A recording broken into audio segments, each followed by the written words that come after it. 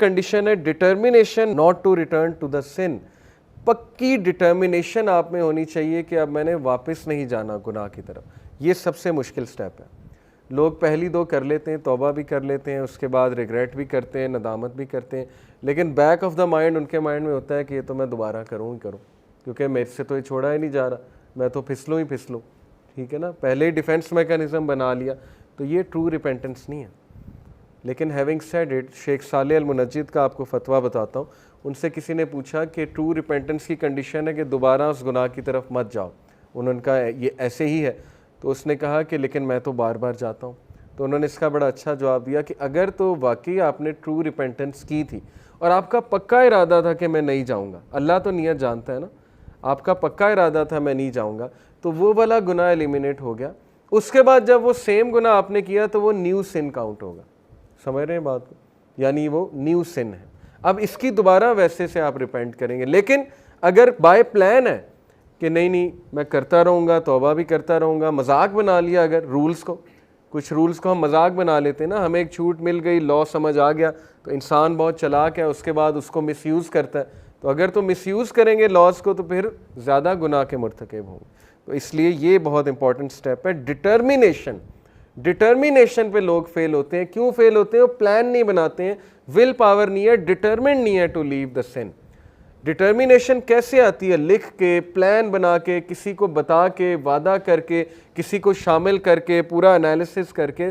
دس از determination. یہ تو کوئی ڈٹرمنیشن نہیں کہ پلان ہی کوئی نہیں بنایا. تو ڈٹرمنڈ لوگ جو ہوتے ہیں ان کے ایکشنز بہت زیادہ ہوتے ہیں, یاد رکھیں. اور وہ لکھتے ہیں باقاعدہ کہ میں نے نہیں کرنا یہ سن, میں نے بچنا ہے اس گناہ سے. میں نے کئی نوجوانوں کو ان کے کمروں میں یہ آیت لگاتے دیکھا یونیورسٹی ٹائم پہ, اور آج بھی کچھ ایسے لوگ ہیں جو مجھے بتاتے ہیں کہ انہوں نے ریمائنڈرز لگائے ہوتے ہیں اپنے کمرے میں کہ Allah is watching you, something like this, یا کوئی آیت لگائی ہوتی ہے, ٹھیک ہے, جس سے ان کو فوراً سوچ اس طرف چلی جاتی ہے کہ نہیں گناہ نہیں کرنا, اللہ تعالیٰ دیکھ رہا ہے. اور یہ چیز انہیں موٹیویٹ کرتی ہے. اس کا مطلب ان کی ریپینٹنس ٹرو ہے, سنسیئر ہے, کیونکہ دے آر ڈٹرمنڈ ٹو لیو دا سن. وہ ڈٹرمنڈ ہے گناہ چھوڑنے کے لیے. اوکے, تو یہ سٹیپ بہت مشکل ہے, لیکن یہ بہت زبردست کنڈیشن ہے ٹرو ریپینٹنس کی. اور چوتھی کنڈیشن ہے ریسٹیٹیوشن آف وکٹمز رائٹس اور سیکنگ دیئر فارگیونیس. اگر حقوق و لباس سے ریلیٹڈ ہے گناہ, تو پھر اس بندے کے جس کے آپ رائٹس کو ضمن کر رہے ہیں وہ رائٹس دوبارہ سے دیں اسے, یا اس سے معافی مانگیں. اور اگر you can not find that person, آلدو یہ سچویشن امپاسبل ہے آج کے دور میں, اب تو سوشل میڈیا کا دور ہے. مثال کے طور پہ بچپن میں کسی سے زیادتی کی, آج آپ کو نہیں سمجھ آ رہی, تو آپ جو ہے وہ آپ کو مل بھی نہیں رہا وہ بندہ, تو پھر اس کے بارے میں کہ صدقہ کریں, اور ظاہر ہے کہ اللہ سے مغفرت طلب کریں. لیکن یہ پاسبل نہیں ہے, سوشل میڈیا کا دور ہے, لوگ مل جاتے ہیں. تو یہ 4 کنڈیشن. اس کے علاوہ بھی کچھ کنڈیشن جو ہے وہ اسکالرز نے بیان کی, وہ بھی بتاتا ہوں آپ کو. ایک اور کنڈیشن یہ ہے کہ جو گناہ ہے it should be given up only for the sake of Allah. یہ سنسیئر ریپینٹنس, اللہ کے ڈر سے گناہ چھوڑا جاتا ہے نا, یا اللہ کو راضی کرنے کے لیے.